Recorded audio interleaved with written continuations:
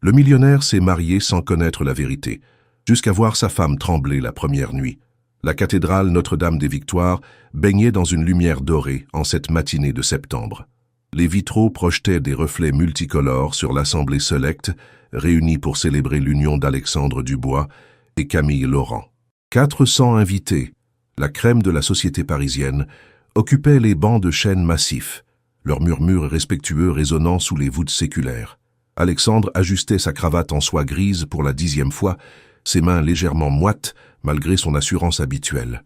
À 35 ans, cet homme aux traits ciselés et aux yeux d'un bleu acier avait l'habitude de contrôler chaque aspect de sa vie. Héritier de l'empire immobilier Dubois & Associés, il gérait un patrimoine de plusieurs centaines de millions d'euros avec la précision d'un horloger suisse. Pourtant, aujourd'hui, quelque chose lui échappait.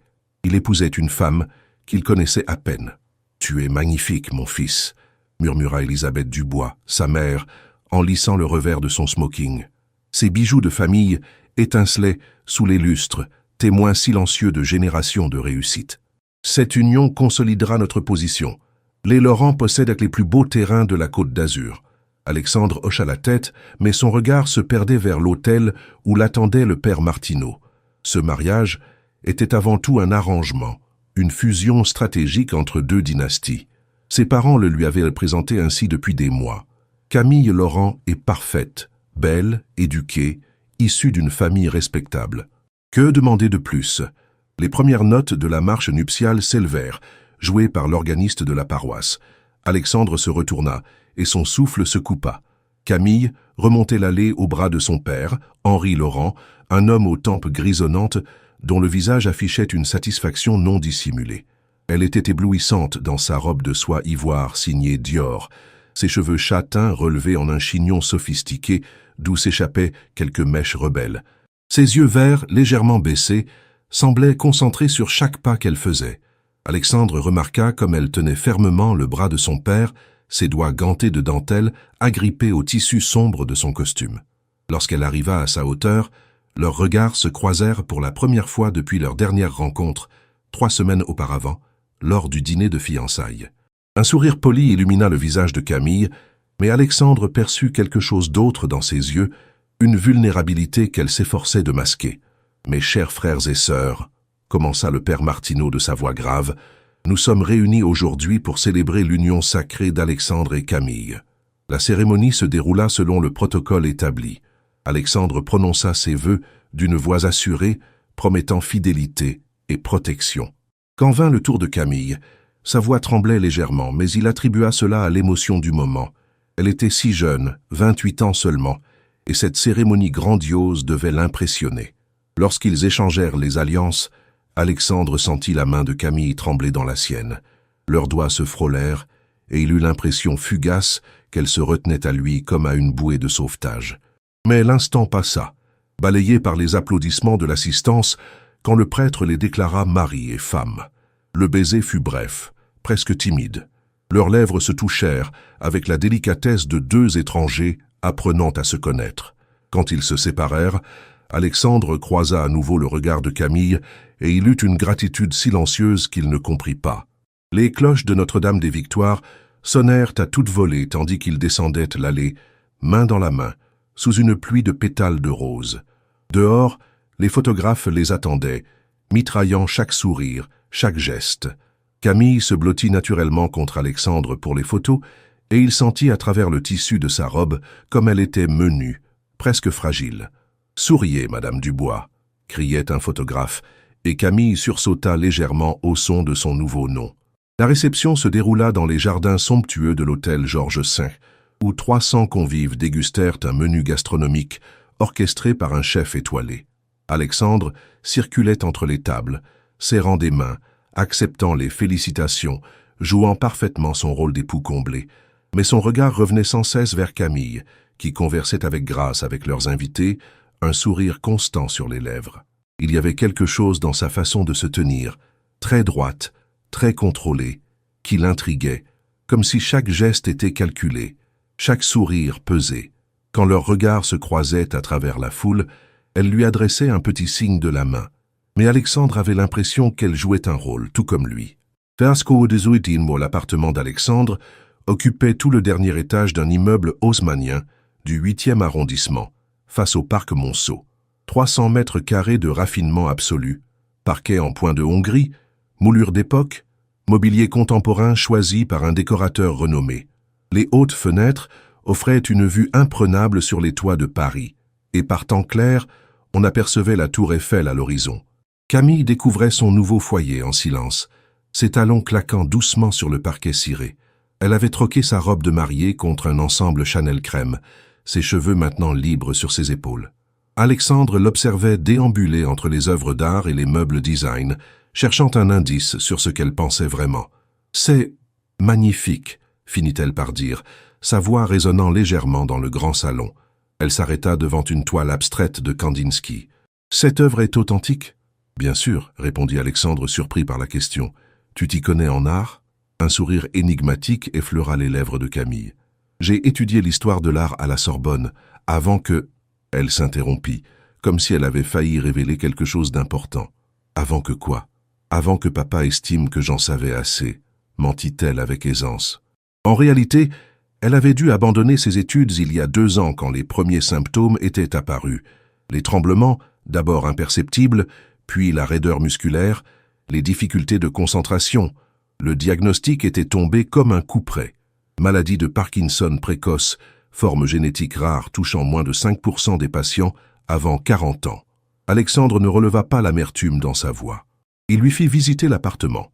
La chambre principale avec sa vue sur le parc, le bureau lambrissé où il travaillait parfois le soir, la cuisine équipée d'appareils dernier cri qu'il n'utilisait jamais, préférant commander chez les meilleurs traiteurs du quartier. « Nous avons chacun notre dressing », expliqua-t-il en ouvrant une porte. « J'ai fait aménager celui-ci pour toi. Si tu souhaites des modifications... » Camille découvrit un espace de rêve. Penderie sur mesure, éclairage LED, îlot central avec tiroir pour bijoux et accessoires. Quelques robes avaient déjà été suspendues, celles qu'elle avait apportées de chez ses parents. « C'est parfait », murmura-t-elle.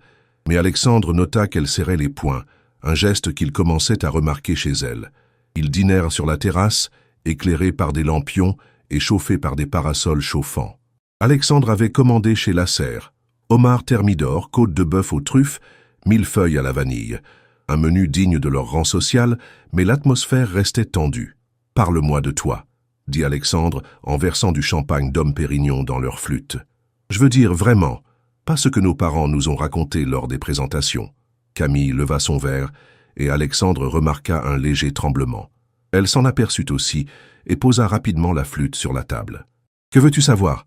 demanda-t-elle, ses doigts jouant nerveusement avec sa serviette. « Tes rêves, tes passions, ce qui te fait vibrer. » Un rire sans joie lui échappa. « Mes rêves. J'avais rêvé de devenir conservatrice de musée, de passer mes journées entourée de beauté, à faire découvrir l'art aux gens, de voyager pour des expositions, de rencontrer des artistes. » Sa voix se brisa légèrement. « Mais parfois, la vie en décide autrement. » Alexandre fronça les sourcils. « Rien ne t'empêche de reprendre tes études. Nous avons les moyens de... » « Non !» L'exclamation fut si véhémente qu'ils sursautèrent tous les deux. Camille se reprit immédiatement. « Je veux dire, c'est du passé. J'ai d'autres priorités maintenant. » Le silence s'installa, troublé seulement par les klaxons étouffés de la circulation parisienne. Alexandre étudiait le visage de sa nouvelle épouse, intrigué par ses contradictions. Elle était intelligente, cultivée, mais semblait porter un fardeau invisible. « Et toi ?» demanda-t-elle pour détourner la conversation. « Tu as toujours voulu diriger l'empire familial ?» Alexandre eut un sourire ironique. « J'ai été élevé pour ça. École de commerce, MBA à Londres, stage dans nos filiales. Mon père m'a tracé la route depuis l'enfance. Je ne me suis jamais posé la question de vouloir autre chose. Tu ne regrettes pas. Regretter quoi? J'ai tout ce dont un homme peut rêver. » Camille le regarda intensément. « Tout? Vraiment ?» La question le troubla plus qu'il ne voulait l'admettre. Avait-il vraiment tout? Fortune, statut social, respect. Mais quand avait-il ri aux éclats pour la dernière fois? Quand avait-il ressenti une émotion authentique? Après le dîner, ils se retrouvèrent dans la chambre principale, face à la réalité de leur nouvelle situation. 2 étrangers partageant désormais le même lit. « Je vais prendre une douche », annonça Camille, disparaissant dans la salle de bains attenante. Alexandre desserra sa cravate, l'esprit ailleurs. Par la fenêtre entr'ouverte, il entendait la vie nocturne parisienne, rires de promeneurs, moteurs de voitures, sirènes lointaines. Quand Camille ressortit en chemise de nuit de soie blanche, il fut frappé par sa beauté naturelle, ses cheveux humides encadrant son visage délicat. Ils se couchèrent chacun de leur côté du grand lit, un espace prudent entre eux. Dans l'obscurité, Alexandre entendait la respiration de Camille, légèrement saccadée, comme si elle luttait contre quelque chose. « Camille » murmura-t-il. « Oui, ce mariage, nous pouvons en faire quelque chose de bien, prendre le temps d'apprendre à nous connaître. » Un long silence, puis sa voix, presque inaudible. « J'aimerais y croire, Alexandre. Vraiment. » Il y avait tant de tristesse dans ces mots qu'Alexandre eut envie de la prendre dans ses bras. Mais quelque chose l'en empêchait, une barrière invisible que Camille semblait avoir érigée autour d'elle. Cette nuit-là, chacun resta de son côté du lit, deux solitudes apprivoisées à cohabiter dans leur cage dorée. 3 semaines s'étaient écoulées depuis le mariage, et une routine s'était installée dans l'appartement du parc Monceau. Alexandre partait tôt le matin pour ses bureaux de la Défense. Camille passait ses journées à aménager leur intérieur et à recevoir les épouses de ses associés pour des déjeuners mondains. En surface, tout semblait parfait. Ce matin d'octobre, Alexandre sirota son café en parcourant les échos, quand il remarqua que Camille peinait à tenir sa tasse. Ses doigts tremblaient légèrement, et elle dut poser la porcelaine avec précaution pour éviter qu'elle ne se brise. « Tu vas bien ?»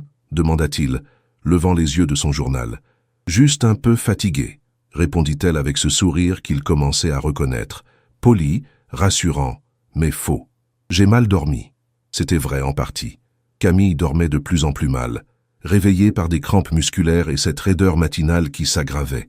Elle avait rendez-vous avec le docteur Moreau dans l'après-midi, mais Alexandre ne devait surtout pas le savoir. « Peut-être devrais-tu voir un médecin », suggéra Alexandre en pliant son journal. Le stress du mariage, du changement de vie, la panique traversa brièvement le regard de Camille. « Non, ce n'est rien. Je vais juste me reposer aujourd'hui. » Alexandre enfila sa veste Armani et déposa un baiser sur sa joue, un geste devenu machinal. « J'ai un dîner d'affaires ce soir avec des investisseurs japonais. Je rentrerai tard. »« Parfait, » murmura Camille, soulagée d'avoir la soirée pour récupérer de son rendez-vous médical. Une fois seule, elle s'effondra sur le canapé du salon, sa façade de perfection s'écroulant d'un coup. Ses mains tremblaient ouvertement maintenant, et elle sentait cette fatigue écrasante qui l'envahissait par vagues. Dans son sac Hermès, soigneusement dissimulé, se trouvaient ses médicaments, lévodopa, agoniste dopaminergique, nom barbare qui rythmait désormais sa vie. Elle avala discrètement ses comprimés avec un verre d'eau, puis attendit que l'effet se fasse sentir. Dans 20 minutes, les tremblements s'apaiseraient, ses muscles se détendraient, et elle pourrait à nouveau jouer son rôle d'épouse parfaite. L'après-midi, dans le cabinet feutré du docteur Moreau rue de Rivoli, Camille écoutait le verdict avec résignation. « La maladie progresse, Camille », annonça le neurologue, un homme à la cinquantaine rassurante dont elle appréciait la franchise. « Les dosages actuels ne suffisent plus. Il va falloir augmenter la lévodopa et ajouter un agoniste dopaminergique. Combien de temps encore pourrais-je masquer les symptômes ?» Le docteur Moreau ôta ses lunettes et la regarda avec compassion. « Camille, vous ne pouvez pas continuer ainsi. Le stress de votre situation actuelle aggrave votre état. Votre mari ne sait toujours rien ?» Elle secoua la tête, les larmes aux yeux. « Je ne peux pas lui dire. Vous ne comprenez pas. Ce mariage, c'est la seule chance de ma famille de sauver ses terres, ses vignobles. Mon père a des dettes énormes. Si Alexandre apprend pour ma maladie, il a le droit de savoir, Camille. Et peut-être sera-t-il plus compréhensif que vous ne le pensez. »« Vous ne connaissez pas les hommes de son milieu, » répliqua-t-elle amèrement. « Une épouse malade, défaillante, c'est un boulet. Il demandera l'annulation du mariage et ma famille se retrouvera ruinée. » Le médecin soupira. « Dans 6 mois, 1 an au maximum, vous ne pourrez plus cacher vos symptômes. La rigidité va s'accentuer, les tremblements devenir plus visibles. Votre élocution pourra être affectée. » Camille ferma les yeux. 6 mois. Elle avait 6 mois pour profiter de cette vie dorée avant que tout s'écroule. Pendant ce temps, dans son bureau vitré dominant la Défense, Alexandre n'arrivait pas à se concentrer sur les dossiers d'investissement étalés devant lui. L'image de Camille tremblant devant sa tasse de café le hantait. Il y avait autre chose aussi, la façon dont elle sursautait parfois quand il la touchait, comme si elle s'attendait à être découverte. Monsieur Dubois, sa secrétaire, Madame Fontaine, apparut dans l'encadrement de la porte. Votre mère souhaite vous voir. Elle est en bas, dans le hall. Alexandre soupira. Les visites impromptues d'Élisabeth Dubois n'annonçaient jamais rien de bon. Il la retrouva dans le hall de marbre noir, impeccable dans son tailleur Chanel, ses bijoux étincelant sous les néons. À 60 ans, elle conservait cette prestance naturelle qui en imposait dans tous les salons parisiens. « Maman, quelle surprise !»« Alexandre, nous devons parler. » Son ton était grave. « Pas ici.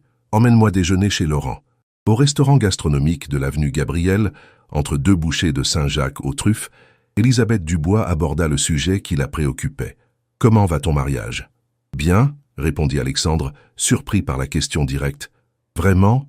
Car j'ai eu quelques échos. Camille a annulé 2 déjeuners cette semaine.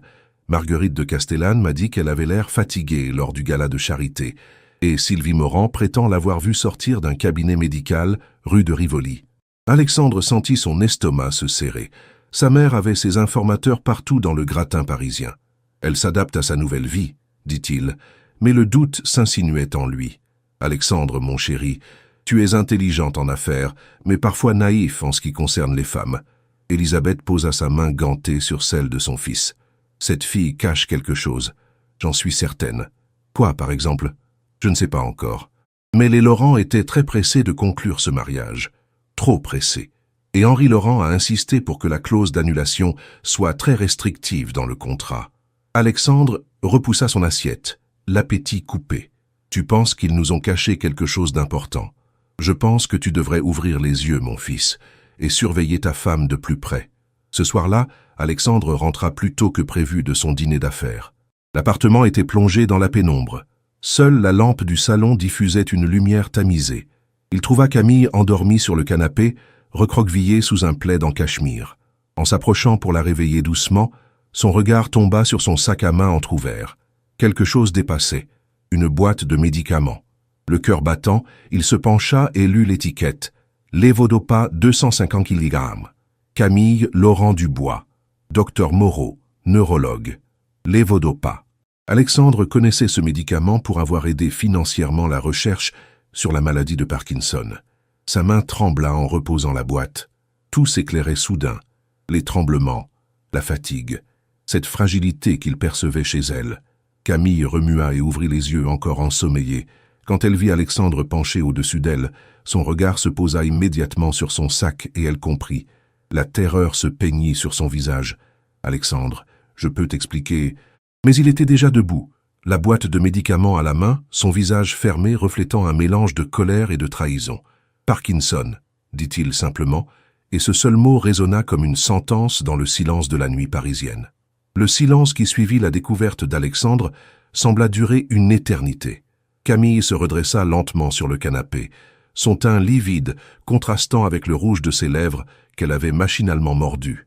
Ses mains tremblaient ouvertement maintenant, libérées du poids de la dissimulation. Depuis quand?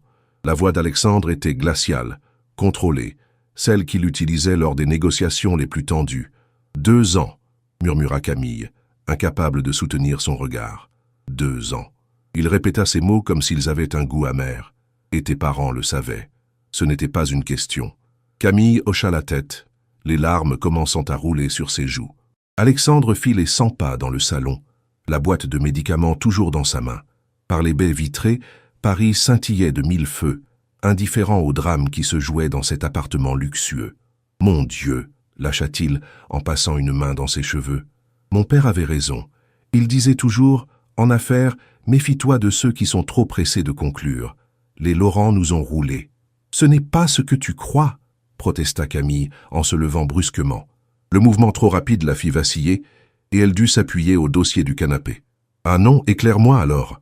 Sa voix monta d'un ton. « Explique-moi comment tu appelles le fait d'épouser quelqu'un en lui cachant une maladie neurodégénérative. » Les mots claquèrent comme des gifles. Camille tressaillit mais puisa dans ses dernières forces pour lui faire face. « Tu veux la vérité ? Très bien. » Elle essuya ses larmes d'un geste rageur. « Oui, j'ai Parkinson. Oui, mes parents le savaient. Et oui, nous avons tous menti. Mais tu veux savoir pourquoi ?» Alexandre croisa les bras, attendant. « Parce que nous sommes ruinés, Alexandre. Complètement ruinés. » Sa voix se brisa, mais elle continua. « Les vignobles de papa perdent de l'argent depuis des années. Les banques nous menacent de saisie. Cette maison de famille où j'ai grandi, où ma grand-mère a vécu, où des générations de Laurent ont construit leur histoire, nous allons la perdre. » Elle se dirigea vers la fenêtre, contemplant la ville illuminée. « Quand tes parents ont proposé ce mariage, c'était notre planche de salut. L'apport financier, les garanties bancaires, tout était sauvé. Mais qui voudrait épouser une femme de 28 ans condamnée à se dégrader progressivement ?» Alexandre sentit sa colère vaciller face à tant de désespoir, mais il se ressaisit. « Tu aurais pu me faire confiance, me laisser le choix. » Camille se retourna, un rire amer aux lèvres. « Te faire confiance ? Alexandre, soyons honnêtes. Ce mariage était une transaction pour toi aussi, une fusion avantageuse, comme tu dis si bien. Si je t'avais dit la vérité lors de notre première rencontre, aurais-tu accepté ?» Le silence d'Alexandre fut éloquent. « Exactement, continua-t-elle. Alors ne joue pas les victimes. Tu voulais une épouse parfaite pour tes soirées mondaines, je voulais sauver ma famille. Nous avons tous les deux eu ce que nous cherchions. » « Ce que nous cherchions ?» Alexandre explosa. « Camille, tu m'as épousé en sachant que dans quelques années, tu auras besoin d'assistance permanente. Tu as fait de moi un soignant sans me demander mon avis. » Ces mots firent l'effet d'une bombe. Camille recula comme si elle avait été frappée, son visage se décomposant. C'était exactement ce qu'elle avait redouté d'entendre. Elle était un fardeau. « Tu as raison, » dit-elle d'une voix blanche. « Je suis désolée, je suis tellement désolée. » Elle se dirigea vers la chambre d'un pas mal assuré, ses jambes la portant difficilement sous le poids de l'émotion et de la fatigue. Alexandre l'entendit ouvrir les placards, sortir une valise. Une partie de lui voulait la suivre, la consoler, lui dire que tout pouvait s'arranger. Mais la trahison était trop fraîche, trop profonde. Il sortit sur la terrasse, respirant l'air frais d'octobre pour tenter de clarifier ses pensées. Son téléphone vibra. Un message de sa mère. « J'espère que tu as ouvert les yeux. Appelle-moi demain, nous devons discuter des options légales. » Options légales. Annulation du mariage. Divorce. Les mots résonnaient dans sa tête comme une litanie. Était-ce vraiment ce qu'il voulait? Il repensa à ces 3 semaines de vie commune, au petit déjeuner silencieux mais paisible, à la façon dont Camille réarrangeait les fleurs du salon chaque semaine, apportant une touche de vie à son appartement trop parfait, à ses commentaires intelligents sur les livres qu'elle lisait, aux documentaires d'art qu'elle regardait le soir. Et puis, il y avait autre chose, qu'il n'osait s'avouer. Depuis leur mariage, il se sentait moins seul. La présence de Camille, même distante, avait réchauffé cette demeure qui n'était qu'un écrin vide. Quand il rentra dans l'appartement, Camille était dans l'entrée, sa valise à la main. Elle avait remis du rouge à lèvres et relevé ses cheveux, retrouvant cette dignité naturelle qui l'avait frappé le jour de leur mariage. « Où vas-tu aller ?» demanda-t-il malgré lui. « Chez mes parents, le temps que nos avocats règlent la situation. » Elle évita soigneusement le mot divorce. « Camille. »« Non, Alexandre. Tu as eu raison de te mettre en colère. J'aurais dû te dire la vérité. » Elle prit une inspiration tremblante. « J'ai juste voulu croire que je pourrais être heureuse, ne serait-ce qu'un moment, que quelqu'un pourrait m'aimer malgré ça. » Elle désigna ses mains tremblantes d'un geste las. « Mais j'ai été égoïste. Pardon. » Alexandre la regarda s'approcher de la porte et quelque chose en lui se rebella. Était-ce de la pitié, de la culpabilité, ou autre chose qu'il n'arrivait pas à définir? « Attends. » Elle se retourna, une lueur d'espoir dans ses yeux verts. « Reste cette nuit. Nous parlerons demain, à tête reposée. » Camille hésita puis posa sa valise. « D'accord, mais je dormirai dans la chambre d'amis. » Cette nuit-là, Alexandre resta éveillé jusqu'à l'aube, fixant le plafond de sa chambre devenue trop grande.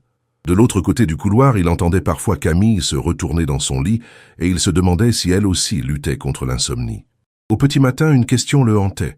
Maintenant qu'il connaissait la vérité, que ressentait-il vraiment pour cette femme qui avait bouleversé sa vie ordonnée? De la colère, de la compassion, ou quelque chose de plus profond, de plus dangereux? L'amour était-il possible entre 2 personnes que tout destinait à un mariage de raison, mais que le mensonge et la maladie venèrent de séparer? Le lendemain matin, Alexandre se réveilla avec la migraine. Il avait à peine dormi 2 heures, hanté par les révélations de la veille. En sortant de sa chambre, il trouva Camille dans la cuisine, préparant le petit déjeuner avec des gestes mécaniques. Elle portait un chemisier blanc impeccable et un pantalon noir, ses cheveux tirés en arrière. On aurait dit qu'elle se préparait pour un entretien d'embauche. « Bonjour », dit-elle sans lever les yeux, versant le café dans 2 tasses. « Bonjour. » L'atmosphère était électrique. Alexandre s'assit à la table, observant Camille qui évitait soigneusement son regard. Ses mains tremblaient légèrement en tenant la cafetière, mais elle maîtrisait mieux ses gestes ce matin.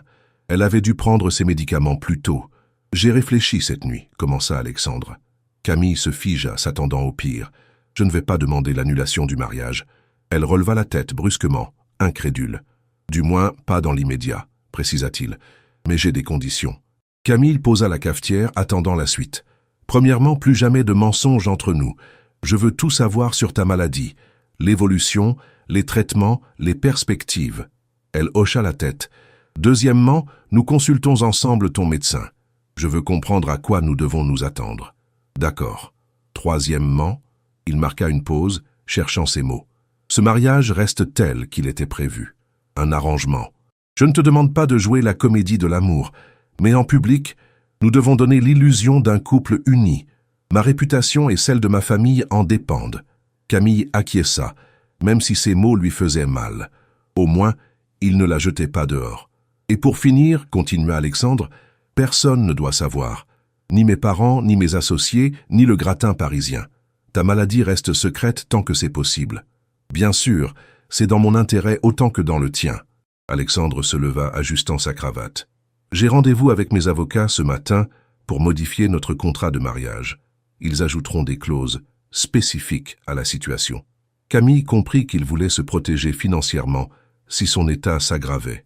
Elle ne pouvait pas le lui reprocher. « Alexandre, » dit-elle doucement, alors qu'il se dirigeait vers la sortie. « Merci de me donner cette chance. » Il s'arrêta sans se retourner. « Ce n'est pas de la charité, Camille. C'est du pragmatisme. Un divorce maintenant ferait plus de mal que de bien à nos deux familles. » La porte claqua, laissant Camille seule avec ses pensées amères. Au moins, elle avait un sursis. 3 heures plus tard, dans les bureaux feutrés de Maître Rousseau, avenue Foch, Alexandre exposait la situation à son avocat familial. Maladie de Parkinson à 28 ans, Maître Rousseau, un homme d'une 60aine d'années aux tempes grises, fronça les sourcils. C'est extrêmement rare. Et les Laurent ont dissimulé cette information? Volontairement, mon épouse me l'a confirmé. Dans ce cas, nous avons plusieurs options.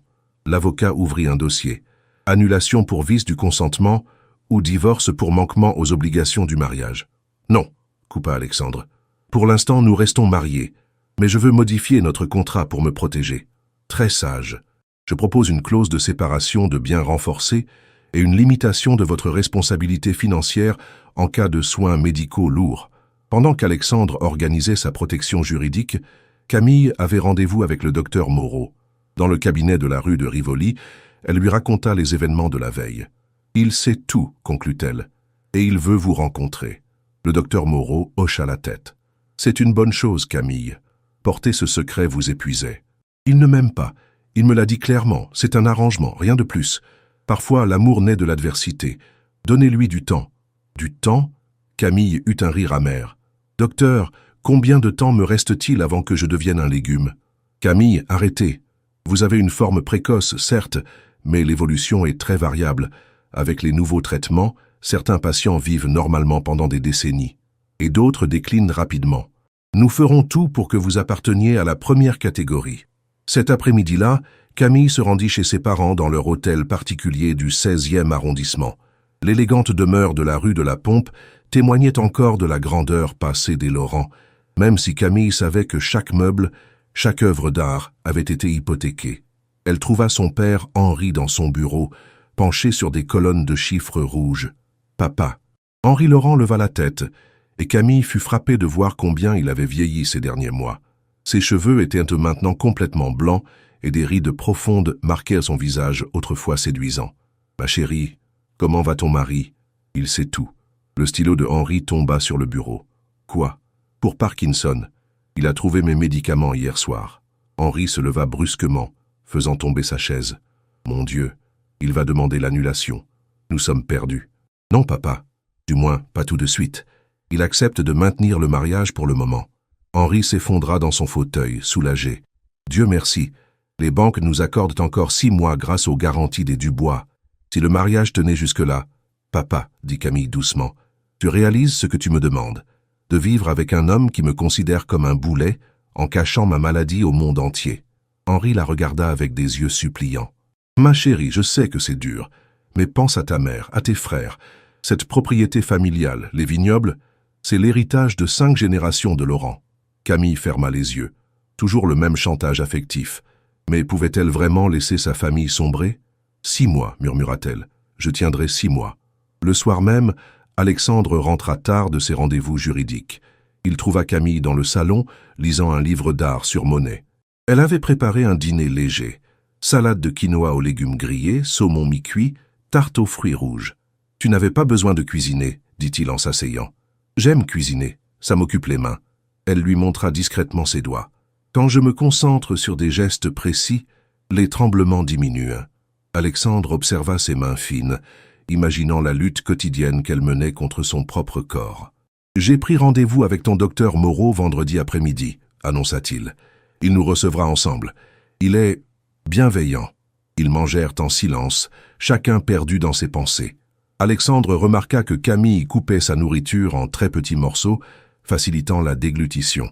Un autre symptôme qu'il n'avait pas identifié. « Camille, » dit-il soudain. « Tantôt, quand j'ai dit que ce mariage restait un arrangement, je ne voulais pas être cruel. » Elle leva les yeux vers lui. « C'est juste que j'ai besoin de temps, pour digérer tout ça, pour comprendre ce que nous allons devenir. »« Je sais, » répondit-elle simplement. « Moi aussi, j'ai besoin de temps. » Cette nuit-là, pour la première fois depuis leur mariage, ils se couchèrent dans le même lit. Pas par désir, mais par une sorte de trêve silencieuse. Chacun resta de son côté, mais l'hostilité de la veille avait laissé place à quelque chose de plus apaisé. Dans l'obscurité, Alexandre entendait la respiration régulière de Camille et se surprit à penser qu'elle était courageuse. Affronter cette maladie à 28 ans, sacrifier ses rêves pour sa famille, endurer l'humiliation de son propre rejet, il commençait à voir en elle autre chose qu'une menteuse, peut-être même une femme remarquable. Le vendredi suivant, dans le cabinet du docteur Moreau, Alexandre découvrait la réalité clinique de la maladie de sa femme. Le neurologue expliquait patiemment les mécanismes de la maladie de Parkinson, les zones du cerveau affectées, l'évolution possible des symptômes. Mademoiselle Madame Dubois, présente une forme juvénile de la maladie, expliquait le médecin en montrant des schémas. C'est une mutation génétique rare transmise par son grand-père maternel. Alexandre écoutait, fasciné malgré lui par la complexité du mal qui rongeait Camille. Quelle est l'espérance de vie? La maladie de Parkinson n'est pas mortelle en soi, mais l'évolution est imprévisible. Certains patients restent autonomes pendant des décennies, d'autres déclinent plus rapidement. Et dans le cas de Camille, le docteur Moreau regarda la jeune femme avec bienveillance. Pour l'instant, elle répond bien au traitement. Nous ajustons les dosages régulièrement, mais il faudra prévoir des adaptations. Kinésithérapie, orthophonie éventuellement, et surtout un environnement stable et bienveillant. Alexandre comprit le message implicite. Camille avait besoin de soutien, pas de stress supplémentaire. Y a-t-il des précautions particulières à prendre? Éviter la fatigue excessive, maintenir une activité physique adaptée et surveiller l'état psychologique. La dépression est fréquente chez nos patients. En sortant du cabinet, ils marchèrent en silence le long de la rue de Rivoli. Paris scintillait sous un soleil d'automne. Les terrasses des cafés étaient animées et Alexandre réalisait à quel point la vie de Camille avait basculé depuis son diagnostic. « Tu veux qu'on s'arrête prendre un café ?» proposa-t-il impulsivement. Camille le regarda, surprise. C'était la première fois qu'il lui proposait quelque chose qui ressemblait à un moment de détente. D'accord. Ils s'installèrent à la terrasse du Café de Flore, boulevard Saint-Germain. Camille commanda un thé vert, Alexandre un expresso. Les passants les regardaient discrètement, reconnaissant le jeune couple Dubois dont le mariage avait fait les pages mondaines. « Comment fais-tu » demanda soudain Alexandre. « Pourquoi ?»« Pour garder cette dignité, cette force. Si j'étais à ta place... » Camille touilla son thé, réfléchissant. « Au début, après le diagnostic, j'ai voulu mourir, vraiment. Je me voyais dans 10 ans, tremblante, diminuée, dépendante. » Sa voix se brisa légèrement. « Et puis, j'ai réalisé que j'avais le choix, subir ou lutter. Et tu as choisi de lutter. Chaque jour. Parfois, c'est plus dur que d'autres. Quand je me réveille le matin et que mes jambes sont raides comme du bois, quand je n'arrive plus à tenir ma tasse, ces jours-là, j'ai envie de rester au lit et de pleurer. » Alexandre l'observait, touché malgré lui par sa vulnérabilité. « Mais alors je pense à mes projets abandonnés, à tous ces musées que je voulais voir, à cette vie que je n'aurais peut-être pas.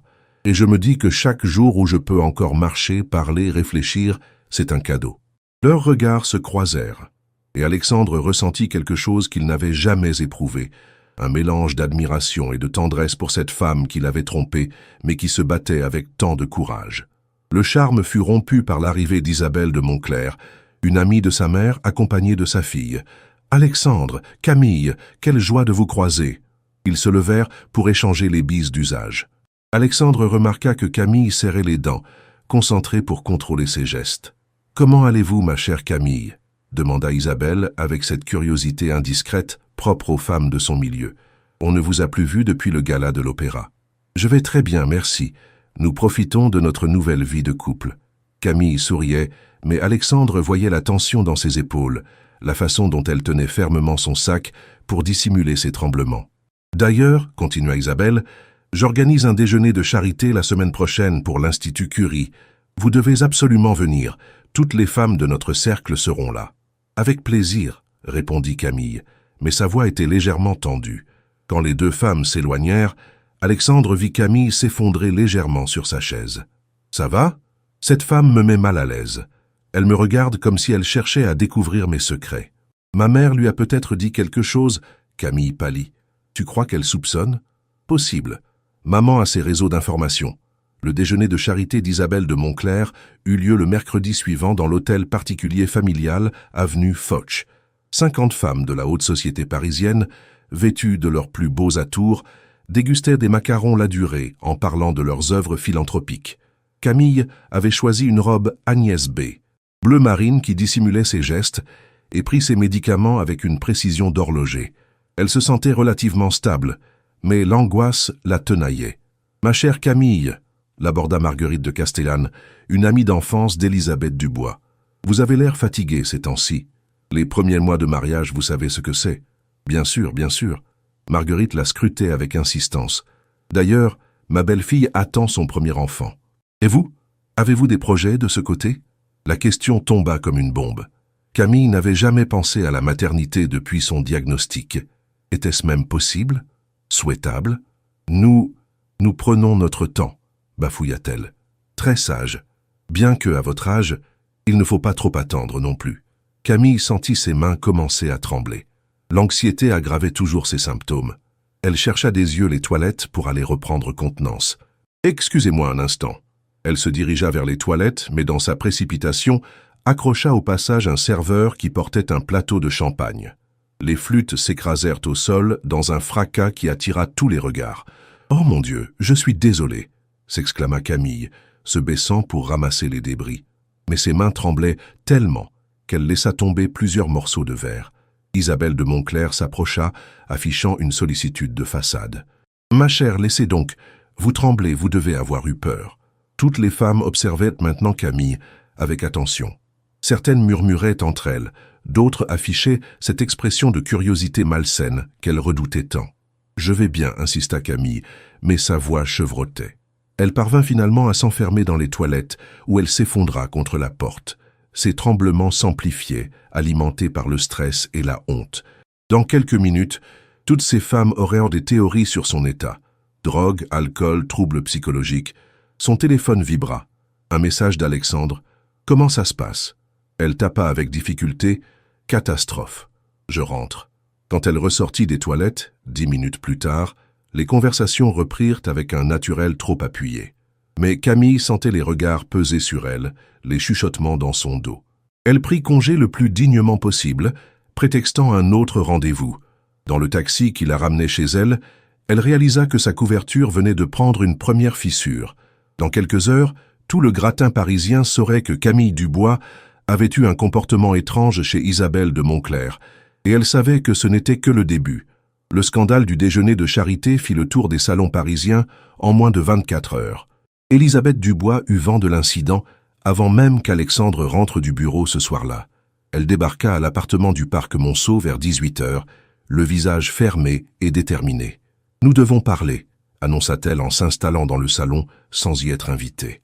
Camille, qui lisait près de la fenêtre, sentit son estomac se nouer. Elle connaissait cette expression sur le visage de sa belle-mère, celle d'une femme qui avait flairé la faiblesse et s'apprêtait à frapper. « Bonsoir, Élisabeth », dit-elle en se levant avec toute la dignité qu'elle put rassembler. « Asseyez-vous, ma chère, et expliquez-moi ce qui s'est passé chez Isabelle de Montclair. » Camille se rassit lentement, cherchant ses mots. « Un simple accident. J'ai renversé un plateau. »« Un simple accident ?» Élisabeth sortit son téléphone et lut. « D'après Marguerite de Castellane, vous trembliez comme une feuille, vous étiez livide et vous avez fui sans explication. Sylvie Morand prétend que vous aviez l'air sous l'emprise de quelque chose. C'est ridicule. Vraiment? Car voyez-vous, ma chère Camille, cet incident fait suite à d'autres observations troublantes. Vos absences répétées, vos visites chez un médecin, votre fatigue constante. » Élisabeth se pencha vers sa belle-fille, ses yeux perçants ne lâchant pas les siens. « Alors je vais vous poser la question directement. Êtes-vous malade ?» Le silence qui suivit sembla durer une éternité. Camille sentait son cœur battre si fort qu'elle était sûre qu'Élisabeth pouvait l'entendre. Ses mains commençaient à trembler sous le stress et elle les glissa sous ses cuisses pour les dissimuler. « Je ne vois pas de quoi vous parlez. » Menteuse. Le mot claqua comme un fouet. « Je connais ce milieu depuis 40 ans, ma petite. Je sais reconnaître quand quelqu'un cache quelque chose d'important. » À cet instant, Alexandre entra dans l'appartement. Il entendit la voix tendue de sa mère et se dirigea immédiatement vers le salon. « Maman, que se passe-t-il ?»« Ah, Alexandre, parfait timing. » Élisabeth se tourna vers son fils. « Je demandais justement à ta femme de nous expliquer son comportement de plus en plus erratique. » Alexandre regarda Camille, qui avait maintenant le teint cireux et tremblait visiblement. Il prit une décision rapide. « Maman, je pense que tu dramatises. Camille s'adapte encore à notre mode de vie. Alexandre, ne sois pas naïf. Cette fille cache quelque chose de grave. Et si cela éclate au grand jour, c'est la réputation de toute notre famille qui sera en jeu. » Élisabeth se leva, ajustant son sac Hermès. « J'ai déjà pris rendez-vous avec Maître Rousseau. Il est temps d'envisager sérieusement une annulation de ce mariage. »« Maman !»« Non, Alexandre. Soit tu obtiens la vérité, soit je m'en charge moi-même. J'ai mes méthodes. » Elle sortit de l'appartement en claquant la porte, laissant derrière elle un silence pesant. Camille était recroquevillée sur elle-même, ses tremblements maintenant incontrôlables. Alexandre s'approcha d'elle et, pour la première fois, posa une main réconfortante sur son épaule. « Respire, doucement. Elle va découvrir, » murmura Camille entre deux sanglots. « Ta mère va tout découvrir. Et alors nous ferons face. Ensemble. » Ces mots surprirent Alexandre lui-même. Quand avait-il commencé à penser en termes de « nous » ? Le lendemain matin, Élisabeth Dubois mit sa menace à exécution. Elle contacta un détective privé qu'elle avait déjà utilisé pour des affaires familiales délicates. Michel Garnier, un ancien policier reconverti dans l'investigation privée. « Je veux tout savoir sur Camille Laurent », lui expliqua-t-elle dans son bureau de l'avenue Montaigne. « Ses habitudes, ses rendez-vous médicaux, ses secrets, et je le veux dans les 48 heures. » Garnier, un homme d'une 50aine d'années au visage buriné, prit des notes. « Vous soupçonnez quoi exactement ? Drogue, alcoolisme, maladie mentale, peut-être même une grossesse non désirée. Elle cache quelque chose qui pourrait nuire à ma famille. Très bien. Mes honoraires sont de 5 000 € plus les frais. L'argent n'est pas un problème. Je veux des résultats. » Pendant ce temps, Camille vivait un cauchemar éveillé. L'incident chez Isabelle de Montclair avait déclenché une avalanche de curiosité malsaine. Son téléphone sonnait sans arrêt. Invitations déguisées en mission d'espionnage, appels de femmes prétendument inquiètes pour sa santé. « Ma chérie, » lui dit sa mère, Claire Laurent, lors d'un déjeuner tendu dans leur hôtel particulier, « les rumeurs commencent à circuler. Isabelle de Montclair insinue que tu as des problèmes de substance. » « De substance ?» Camille faillit éclater de rire. « Si seulement c'était si simple. Il faut que tu apparaisses en public, que tu montres que tout va bien. Maman, je n'en peux plus. Cette comédie m'épuise. » Claire Laurent regarda sa fille avec une dureté qui lui brisa le cœur. « Camille, nous avons risqué notre réputation familiale pour ce mariage. Si ton mari demande l'annulation, nous perdons tout. Tout. Et si je devenais de plus en plus malade, si dans un an, je ne pouvais plus cacher mes symptômes, nous aviserons le moment venu.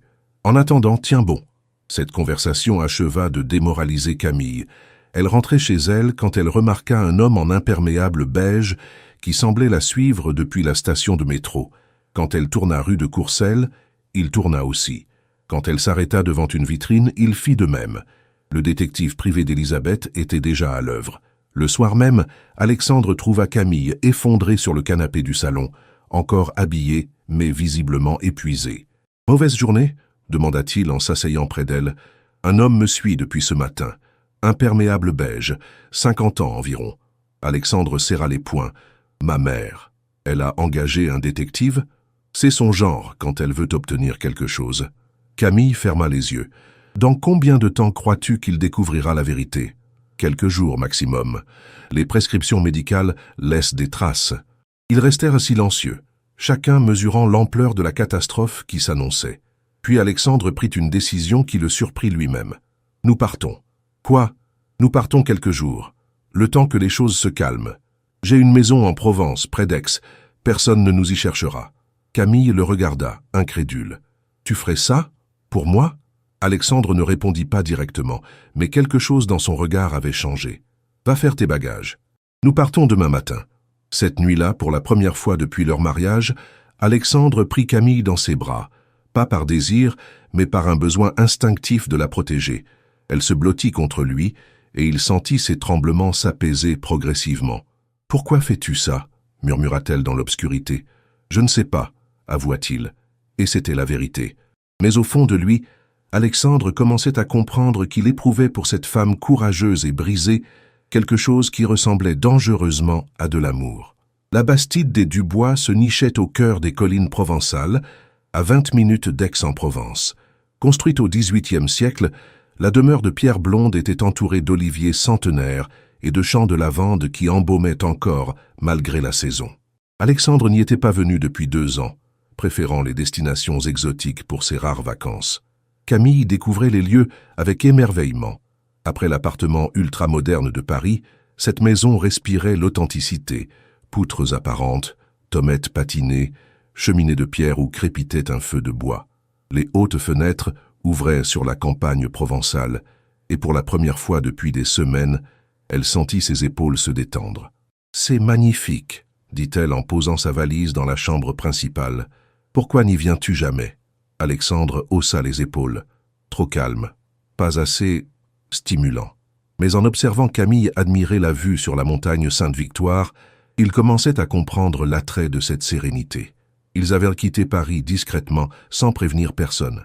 Alexandre avait simplement dit à sa secrétaire qu'il prenait quelques jours de congé imprévus.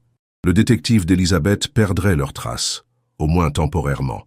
Le premier jour, ils apprivoisèrent cette cohabitation différente. Loin des obligations mondaines, de la surveillance constante, Camille pouvait enfin baisser sa garde. Ses tremblements étaient plus visibles, mais Alexandre ne faisait aucun commentaire. Il l'observait simplement vivre avec sa maladie, la façon dont elle prenait ses médicaments, ses pauses fréquentes, ses gestes adaptés. « Tu veux que je cuisine ?»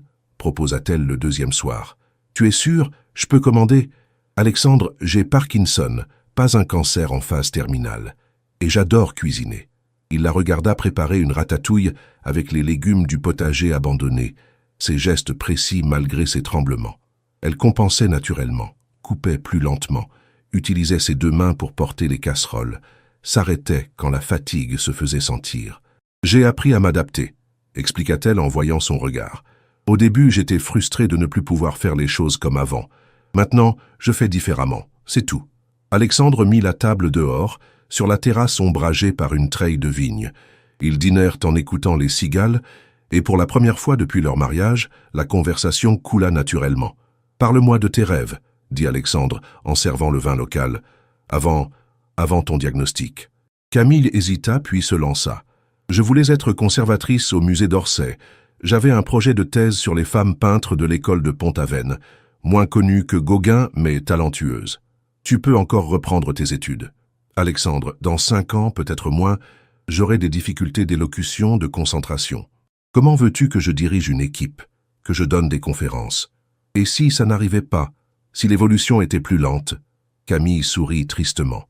Tu sais, quand on reçoit ce diagnostic, on fait le deuil de sa vie d'avant. Réapprendre à espérer, c'est dangereux. Alexandre la regardait dans la lumière dorée du couchant, frappé par sa lucidité et sa maturité. À 28 ans, elle affrontait ce que beaucoup ne vivraient jamais, l'acceptation de sa propre fragilité. « Et toi ?» demanda-t-elle. « Si tu n'avais pas hérité de l'empire familial ?» Alexandre réfléchit. « Architecte, peut-être. J'ai toujours aimé créer, imaginer des espaces. Tu peux encore le faire. Promouvoir de nouveaux projets. soutenir de jeunes architectes. Avec les contraintes financières, les rentabilités exigées. Non, dans l'immobilier, on construit du fonctionnel, pas du beau. Ils se découvraient mutuellement, loin des masques sociaux qu'ils portaient à Paris. Alexandre racontait son enfance dorée mais solitaire, l'éducation rigide, la pression constante de la réussite. Camille évoquait sa famille aimante mais fragile, l'angoisse de voir ses parents vieillir dans l'inquiétude financière. Le troisième soir, Alexandre reçut un appel de sa mère. « Alexandre, où es-tu? Michel Garnier vous cherche partout. Nous sommes partis quelques jours. »« Partir? Maintenant? Mais enfin, nous devons régler cette situation. Maman, laisse-nous tranquilles. Nous rentrerons quand nous serons prêts. » Alexandre, ce détective, a découvert des choses troublantes. Ta femme voit un neurologue, un spécialiste du système nerveux. Tu comprends ce que cela signifie? Alexandre regarda Camille, qui lisait près de la cheminée, paisible pour la première fois depuis des semaines. Cela signifie qu'elle a besoin de soins, maman, pas d'être jugée. Alexandre, ne me dis pas que tu prends sa défense. C'est exactement ce que je fais. Il raccrocha, éteignit son téléphone et s'assit près de Camille. Ta mère sait? Demanda-t-elle sans lever les yeux de son livre. Elle se doute, mais peu importe. Camille posa son livre et le regarda intensément. Pourquoi fais-tu ça, Alexandre? Pourquoi me protèges-tu? Il ne répondit pas immédiatement, cherchant les mots justes. Parce que tu ne mérites pas ce qui t'arrive, ni la maladie, ni le jugement, ni cette mascarade. Et parce que j'apprends à te connaître. La vraie Camille, pas celle que tu crois devoir être pour me plaire ou plaire à la société. Camille sentit les larmes monter. Et que vois-tu? Une femme courageuse, intelligente, qui se bat chaque jour contre un ennemi invisible. Il marqua une pause. Une femme que j'aurais pu aimer dans d'autres circonstances. Aurait pu? Alexandre la regarda dans les yeux. Non, que j'aime. Maintenant, malgré tout. Ces mots tombèrent dans le silence de la Bastide comme une révélation. Camille ne dit rien, mais une larme roula sur sa joue. Cette nuit-là, ils firent l'amour pour la première fois. Pas avec la passion dévorante des jeunes amoureux, mais avec une tendresse infinie, comme deux âmes blessées qui se reconnaissent. Alexandre découvrait le corps de sa femme avec une douceur qu'il ne se connaissait pas, et Camille s'abandonnait enfin, libérée du poids du mensonge. Au petit matin, blottis l'un contre l'autre dans le grand lit provençal, ils savaient que quelque chose avait changé entre eux. L'amour était né de l'adversité, comme l'avait prédit le docteur Moreau. Mais ils savaient aussi qu'ils devraient bientôt rentrer à Paris, affronter la tempête qui se préparait, car Élisabeth Dubois n'abandonnerait pas sa croisade, et la vérité ne pourrait pas rester cachée éternellement. Pour l'instant, ils s'accordaient encore quelques heures de bonheur volées, dans cette Bastide, où le temps semblait suspendu. 5 jours plus tard, Alexandre et Camille n'avaient plus le choix. Il fallait rentrer à Paris. Les obligations professionnelles d'Alexandre s'accumulaient et leur absence prolongée ne ferait qu'alimenter les soupçons. Le voyage de retour se fit dans un silence pesant, chacun appréhendant ce qui les attendait. L'appartement du parc Monceau leur sembla froid et hostile après la chaleur provençale. Dans la boîte aux lettres, une pile d'invitations mondaines et un mot laconique d'Élisabeth. « Rendez-vous demain 15h, avenue Montaigne. Non négociable. Elle ne lâchera pas », murmura Camille en lisant le message. Alexandre l'enlaça par derrière, respirant le parfum de ses cheveux. Ces quelques jours en Provence avaient tout changé entre eux. L'amour naissant qu'il ressentait rendait l'épreuve à venir encore plus difficile à supporter. « Nous lui dirons la vérité », décida Alexandre. « Tu es sûr ? Ta mère ne me pardonnera jamais. Alors c'est elle qui perdra, pas nous. » Le lendemain après-midi, ils se rendirent ensemble dans les bureaux d'Élisabeth Dubois, avenue Montaigne. L'ancienne mannequin devenue businesswoman les recevait dans son antre. Un bureau immaculé aux murs ornés de photos d'elle avec diverses célébrités et hommes politiques. « Ah, les fuyards !» lança-t-elle sans préambule. « J'espère que vous avez profité de vos petites vacances, car l'heure des comptes a sonné. » Elle ouvrit un dossier devant elle avec un sourire froid. Michel Garnier a fait du bon travail. Camille Laurent Dubois, 28 ans, suit un traitement à base de lévodopa et d'agonistes dopaminergiques depuis 2 ans. Consultation régulière chez le docteur Moreau, neurologue spécialisé dans la maladie de Parkinson. Le silence qui suivit était assourdissant. Élisabeth savoura son effet avant de continuer. Maladie de Parkinson juvénile. Forme génétique rare. Pronostic. Dégradation progressive des fonctions motrices et cognitives. Camille était livide, mais elle tint bon. Alexandre prit sa main dans la sienne, un geste qui n'échappa pas à sa mère. « Alors » demanda Élisabeth. « Vous confirmez ?»« Nous confirmons » répondit Alexandre d'une voix ferme. Élisabeth se cala dans son fauteuil, triomphante. « Parfait. Maître Rousseau nous attend dans 1 heure pour entamer la procédure d'annulation. Vice du consentement pour dissimulation d'une maladie grave. » Non. Le mot claqua dans le bureau. Élisabeth sursauta. « Comment ça, non? Je ne demanderai pas l'annulation, maman. Camille est ma femme et elle le restera. » Élisabeth se leva brusquement, son masque de contrôle craquant pour la première fois. « Alexandre, tu ne peux pas rester marié à une malade. Pense à ton avenir, à ta carrière, aux enfants que tu ne pourras jamais avoir. Les enfants, nous verrons le moment venu. Quant à ma carrière, elle survivra. »« Tu es amoureux ?» cracha Élisabeth avec dégoût. « Mon Dieu, elle t'a retourné le cerveau. » Alexandre se leva à son tour, Camille toujours accrochée à sa main. « Oui, je suis amoureux, et c'est la meilleure chose qui me soit arrivée. »« Alexandre, réfléchis. Dans 10 ans, tu seras un garde-malade. Est-ce la vie que tu veux ?» Pour la première fois, Camille prit la parole. « Madame Dubois, votre fils connaît maintenant toute la vérité. C'est à lui de décider. » Élisabeth la toisa avec mépris. « Vous avez menti depuis le début. Vous avez piégé mon fils. J'ai menti, c'est vrai, mais je ne l'ai pas piégé. Je lui ai donné le choix et il a choisi. »« Le choix ?» Élisabeth ricana. « Quel choix? Vous l'avez manipulé avec vos airs de sainte Nitouche. » Alexandre fit un pas vers sa mère, le visage dur. « Maman, ça suffit. Tu dépasses les bornes. »« Moi, je dépasse les bornes? Mais regardez-vous. Vous défendez une femme qui vous a trompé, qui va ruiner votre vie sociale, qui ne pourra même pas vous donner d'héritier. Les héritiers, ce n'est pas le plus important dans la vie. Ah non? Et l'Empire du Bois? 5 générations de travail pour que tout s'arrête avec toi ?» Alexandre regarda sa mère avec une clarté nouvelle. Pour la première fois, il voyait son égoïsme, sa froideur, son incapacité à comprendre l'amour véritable. Si l'Empire du Bois ne peut pas survivre à un peu d'humanité, alors peut-être qu'il mérite de disparaître. Élisabeth recula comme si elle avait été giflée. « Tu ne penses pas ce que tu dis. »« Si, parfaitement. » Alexandre entraîna Camille vers la sortie. « Nous partons. Et je te préviens, maman. Si tu continues à harceler ma femme, si tu répands des rumeurs, si tu nous rends la vie impossible, tu ne me reverras plus. Jamais. » La porte claqua, laissant Élisabeth seule avec sa rage et son incompréhension. Dans la rue, Camille s'effondra contre Alexandre. « Tu as rompu avec ta famille pour moi ?»« Non, j'ai choisi ma famille, ma vraie famille. » Mais leur répit fut de courte durée. Le soir même, Élisabeth passait à l'offensive. Elle téléphona à tous ses contacts dans la presse People et mondaine, distillant savamment l'information. La jeune épouse d'Alexandre Dubois était gravement malade. Le lendemain matin, les gros titres s'étalaient sur les sites internet. Le millionnaire Alexandre Dubois épouse une femme atteinte de Parkinson. Scandale chez les Dubois. La mariée cachait sa maladie. Alexandre découvrit l'ampleur des dégâts en consultant son téléphone. Les journalistes campaient devant leur immeuble. Son bureau était assailli d'appels, et les réseaux sociaux bruissaient de commentaires.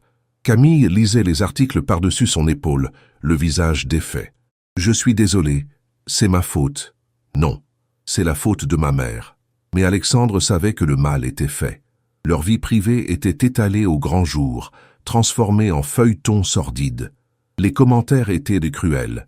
Certains accusaient Camille d'être une arriviste, d'autres plaignaient Alexandre d'avoir été dupé. Le plus dur était à venir, affronter le jugement public, les regards de pitié ou de curiosité, la transformation de leur amour naissant en spectacle médiatique. Alexandre éteignit son téléphone et prit Camille dans ses bras. « Nous allons nous en sortir, lui promit-il, ensemble. » Mais dehors, les photographes mitraillaient leurs fenêtres, et Alexandre comprit que leur vie ne serait plus jamais la même.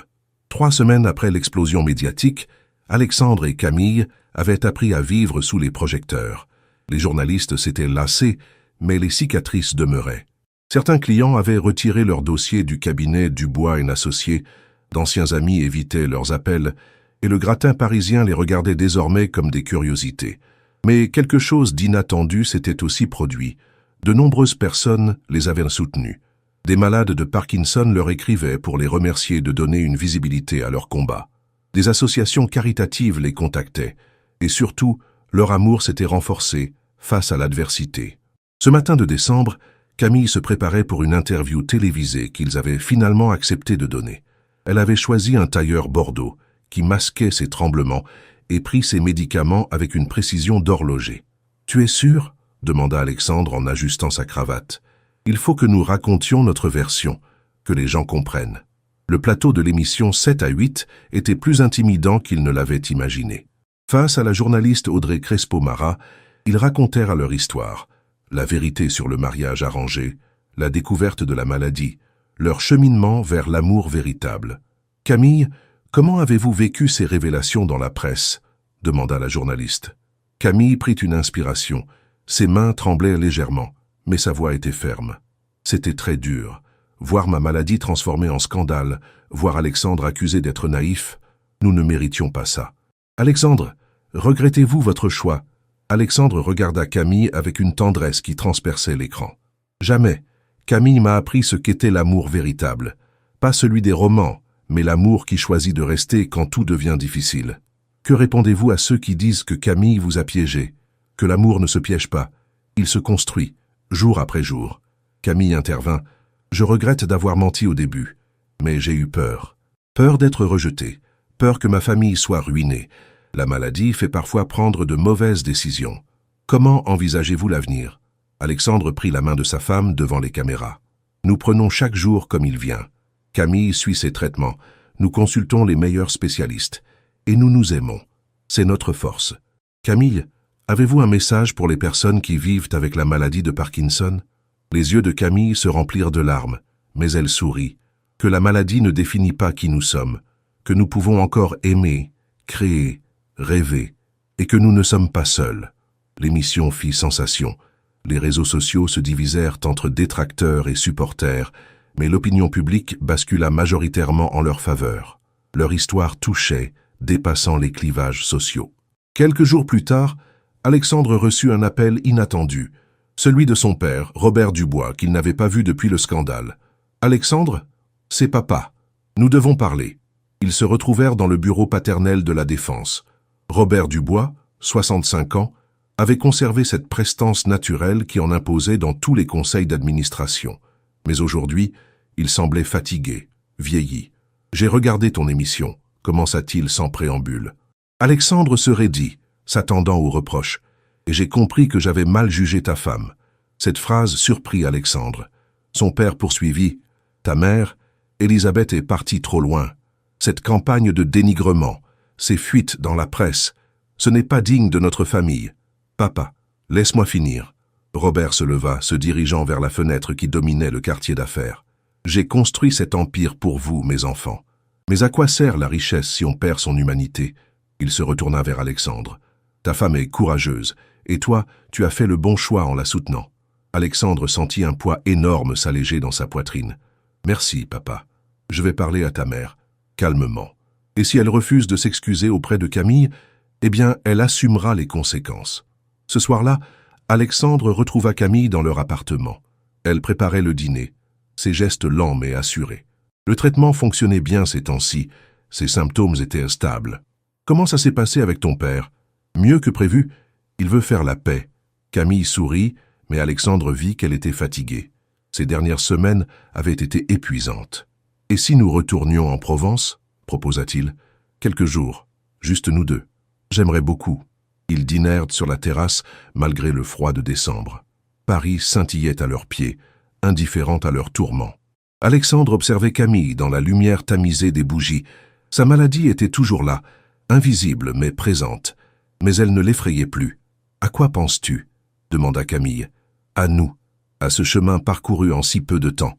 Tu regrettes parfois cette vie compliquée, ces regards, ces jugements ?» Alexandre réfléchit honnêtement. « Non. Avant toi, j'existais sans vivre. J'avais tout et je n'avais rien. Maintenant, j'ai l'essentiel, c'est-à-dire toi, nous. » Camille se leva et vint s'asseoir sur ses genoux, comme une enfant cherchant du réconfort. « Je t'aime, Alexandre, même si je n'arrive toujours pas à croire que tu puisses aimer une femme comme moi. Une femme comme toi, intelligente, courageuse, sensible, j'ai eu de la chance de te trouver. » Ils s'embrassèrent dessous le ciel étoilé de Paris, et Alexandre réalisa qu'il n'échangerait cette vie imparfaite, mais vraie, contre aucune autre. L'amour, le vrai, celui qui résiste aux épreuves, venait de naître de leurs blessures communes, et peu importait ce que l'avenir leur réservait, ils l'affronteraient ensemble. Dans son appartement de l'avenue Montaigne, Élisabeth Dubois regardait les informations seule, contemplant avec amertume l'image de son fils, serrant sa belle-fille dans ses bras. Elle avait gagné une bataille, mais perdu la guerre. Et surtout, elle avait perdu son fils. 6 mois plus tard, la vie d'Alexandre et Camille avait trouvé un nouvel équilibre. Le scandale médiatique appartenait au passé, remplacé par d'autres polémiques plus fraîches. Leur amour, testé par l'épreuve publique, était sorti renforcé de cette tempête.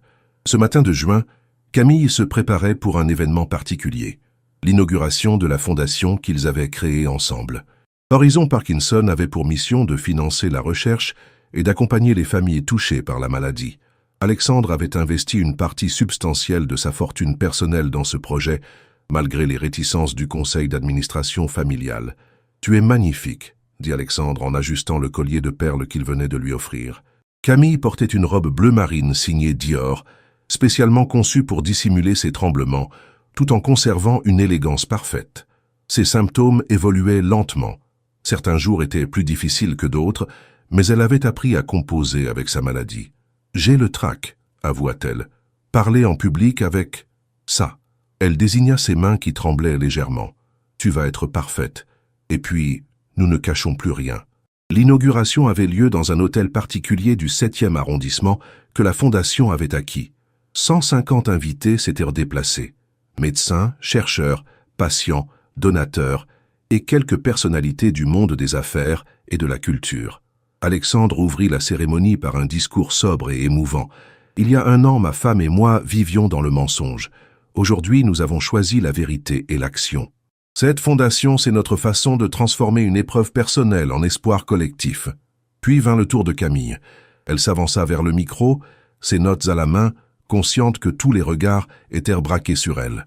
Quand elle prit la parole, sa voix était claire et déterminée. « Quand j'ai appris que j'avais Parkinson à 26 ans, j'ai cru que ma vie était finie, que je ne pourrais plus aimer, être aimé, me rendre utile. » Elle marqua une pause. Je me trompais. La maladie m'a appris que chaque jour est précieux, que l'amour véritable existe et que nous pouvons tous contribuer à quelque chose de plus grand que nous. L'assemblée était suspendue à ses lèvres. Camille continua, évoquant les projets de la Fondation. Bourse de recherche, centre d'accompagnement, programme de soutien aux familles.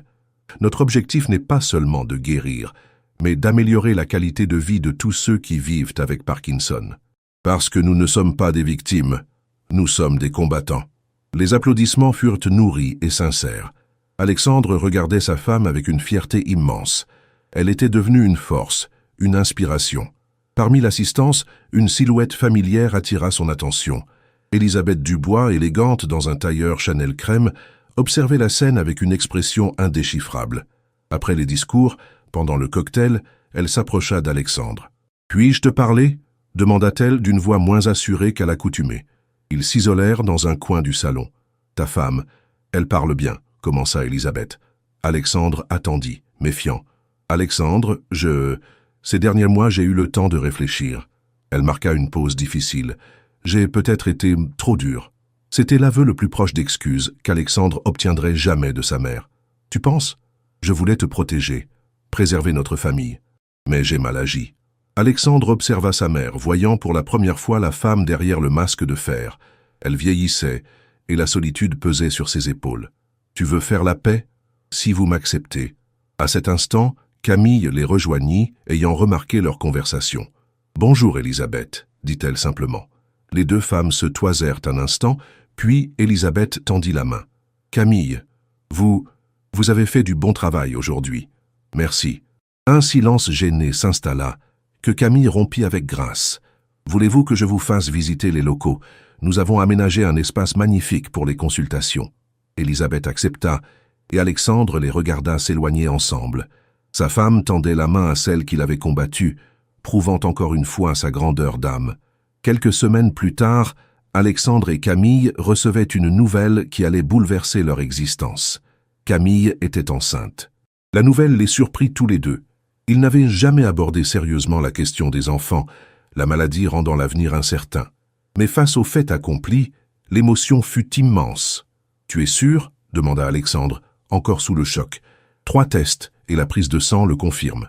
Ils étaient dans leur chambre, à la Bastide provençale, où ils passèrent maintenant la plupart de leur week-end.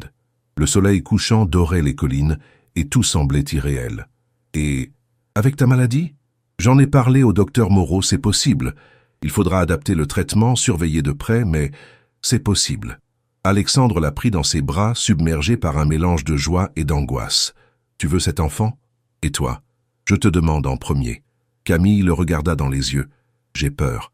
Peur de transmettre la maladie, peur de ne pas être à la hauteur, peur de... » Sa voix se brisa. « Mais oui, je le veux. Désespérément. Alors nous l'aurons. Et nous l'aimerons plus que tout. » Cette nuit-là, ils parlèrent jusqu'à l'aube de leur projet, de leurs craintes, de leurs rêves pour cet enfant à naître. La maladie de Camille avait 50% de chances d'être transmise, mais ils avaient décidé de faire confiance à la vie. « Comment l'annoncer à nos familles ?» demanda Camille. « En douceur, d'abord à mon père, puis au tien, et à ta mère. » Alexandre sourit. « Je pense qu'elle va être surprise, mais peut-être aussi heureuse. » Le lendemain, ils rentrèrent à Paris pour organiser les rendez-vous médicaux nécessaires. La grossesse de Camille devrait être suivie de près, ses médicaments ajustés. Mais l'espoir l'emportait sur l'inquiétude. Dans l'avion qui les ramenait de Provence, Camille posa sa main sur son ventre, encore plat, et murmura « Accroche-toi, petit, nous avons tant à te montrer. » Alexandre couvrit sa main de la sienne, et ensemble, ils contemplèrent les nuages par le hublot, imaginant déjà les premiers sourires de leur enfant. Leur amour, né d'un mensonge et forgé dans l'épreuve, allait donner naissance à une nouvelle vie, et malgré les incertitudes, ils n'avaient jamais été aussi heureux. Ce diadatos 9 mois plus tard, dans une clinique privée du 16e arrondissement, Camille donnait naissance à une petite fille de 3 kg 200 grammes. Louise Dubois poussa son premier cri un matin de mars, alors que les cerisiers du Japon fleurissaient dans les jardins parisiens. L'accouchement s'était bien déroulé, malgré les inquiétudes liées à la maladie de Camille. L'équipe médicale, rompue aux grossesses à risque, avait adapté ses médicaments tout au long des 9 mois. Ses symptômes s'étaient même atténués pendant la grossesse, phénomène que les médecins peinaient à expliquer. Alexandre tenait sa fille dans ses bras, émerveillé par cette petite créature parfaite qui avait ses yeux bleus et les traits délicats de sa mère. « Elle est magnifique », murmura-t-il, les larmes aux yeux. Camille, épuisée mais radieuse, regardait son mari et sa fille avec une émotion indescriptible. Malgré la fatigue de l'accouchement, ses tremblements étaient quasiment imperceptibles. « Les hormones de grossesse ont eu un effet protecteur », expliqua le docteur Moreau, venu s'assurer que tout allait bien. « C'est fréquent chez les femmes enceintes atteintes de Parkinson. Malheureusement, l'effet ne dure généralement pas. Mais pour l'instant, peu importait l'avenir. Louise était là, vivante, parfaite, et elle transformait déjà leur monde. Les premiers visiteurs furent Henri et Claire Laurent, les grands-parents maternels. Henri avait beaucoup vieilli depuis les difficultés financières, mais la naissance de sa petite fille semblait lui redonner de l'énergie. « Elle a le nez des Laurent », déclara-t-il avec fierté en berçant Louise. Claire ne pouvait retenir ses larmes. « Dire qu'on a failli ne jamais la connaître », murmura-t-elle, faisant allusion au moment où l'avenir du couple avait paru compromis. Robert Dubois arriva ensuite, accompagné d'Elisabeth. Depuis la réconciliation, sa belle-mère avait fait des efforts considérables. Elle s'était même impliquée dans la fondation, apportant ses relations et son carnet d'adresses au service de la cause. « Bonjour, grand-mère », dit Alexandre en lui présentant Louise. Elisabeth prit délicatement le bébé et quelque chose se brisa dans son regard habituellement si contrôlé. Cette petite fille représentait la continuité de la lignée, mais aussi le symbole d'un amour qu'elle avait failli détruire. « Elle est parfaite », chuchota-t-elle. « Comme sa mère », ajouta Alexandre, regardant Camille avec tendresse. Elisabeth croisa le regard de sa belle-fille et pour la première fois, il eut de la reconnaissance sincère. Les premières semaines à la maison furent un tourbillon d'émotions. Louise était un bébé calme, qui dormait bien et réclamait ses biberons avec une régularité d'horloge. Camille avait dû arrêter l'allaitement à cause de ses médicaments, mais elle ne s'en formalisait pas. L'important était que sa fille grandisse en bonne santé. Alexandre avait pris un congé parental de 3 mois, décision qui avait fait grincer des dents au conseil d'administration de l'entreprise familiale. Mais il s'en moquait. Il voulait profiter de chaque instant avec sa famille. « Tu es un père parfait », dit Camille, en le regardant changer Louise avec une dextérité qui l'étonnait elle-même. J'apprends sur le tas, comme nous tous. Les symptômes de Camille étaient revenus progressivement après l'accouchement, mais moins intensément qu'avant la grossesse. Le docteur Moreau parlait d'une amélioration durable, sans pouvoir l'expliquer scientifiquement. Peut-être que l'amour est le meilleur des médicaments, avait-il dit en souriant. 3 mois après la naissance de Louise, ils organisèrent une fête pour son baptême dans la Bastide provençale. Famille, amis et quelques collègues de la fondation s'étaient déplacés pour célébrer cette nouvelle vie. Louise portait la robe de baptême des Dubois, une merveille de dentelle de Calais qui avait habillé 3 générations d'enfants de la famille. Dans les bras de son parrain, Robert Dubois, et de sa marraine, Claire Laurent, elle gazouillait paisiblement. Le prêtre du village voisin bénit l'enfant sous les platanes centenaires, tandis que les cigales chantaient en arrière-plan. C'était un moment de grâce pure, loin de l'agitation parisienne. Pendant la réception qui suivit, Alexandre et Camille se retirèrent quelques instants sur la terrasse, contemplant leurs invités qui riaient et discutaient dans le jardin. « Tu te souviens de notre première soirée ici ?» demanda Alexandre. « Quand nous apprenions à nous connaître, j'étais terrorisé. Je croyais que tu allais me jeter dehors. Et moi, je découvrais que j'étais capable d'aimer. » Camille se blottit contre lui. Louise endormit dans ses bras. « Qu'est-ce qui va se passer, Alexandre? Dans 10 ans, dans 20 ans? Je ne sais pas. Personne ne le sait. Mais nous serons ensemble. Et si ma maladie s'aggrave? Si je ne peux plus m'occuper de Louise ?» Alexandre la regarda dans les yeux avec cette intensité qu'elle lui connaissait maintenant. « Alors nous nous adapterons, comme nous l'avons toujours fait. Tu ne me quitteras jamais? Jamais. Quoi qu'il arrive. » Ils scellèrent cette promesse d'un baiser, sous le regard bienveillant des étoiles provençales. 6 mois plus tard, Camille recevait une nouvelle qui allait changer leur perspective d'avenir. Les tests génétiques réalisés sur Louise s'avéraient négatifs. Leur fille n'avait pas hérité de la mutation responsable de la maladie de Parkinson. « Elle ne développera jamais la maladie », annonça le docteur Moreau avec un large sourire. Camille éclata en sanglots de soulagement. La culpabilité qu'elle portait depuis la naissance de sa fille s'envolait d'un coup. Louise aurait une vie normale, sans l'épée de Damoclès de la maladie. « C'est le plus beau cadeau que tu pouvais me faire », dit Alexandre en la serrant contre lui. Ce soir-là, ils dînèrent en tête-à-tête sur leur terrasse parisienne, Louise dormant paisiblement dans son berceau près d'eux. 3 ans après leur mariage arrangé, ils contemplaient le chemin parcouru, du mensonge à la vérité, de la méfiance à l'amour, de la solitude à la famille. « Tu sais ce que je pense ?» dit Camille en levant son verre de champagne. « Dis-moi, que notre histoire prouve qu'il n'y a pas de hasard, que nous étions destinés à nous rencontrer, à nous aimer et à créer cette petite merveille. » Alexandre trinqua avec elle, regardant Louise qui souriait dans son sommeil. « À nous, dit-il simplement. À nous et à tous les possibles. » Paris scintillait à leurs pieds, témoins silencieux de leur histoire d'amour improbable. Une histoire née d'un mensonge nécessaire, forgé dans l'épreuve, et qui avait donné naissance au plus beau des espoirs, leur fille Louise, symbole de leur amour éternel. Car parfois, les plus belles histoires commencent par un malentendu et se terminent par un miracle,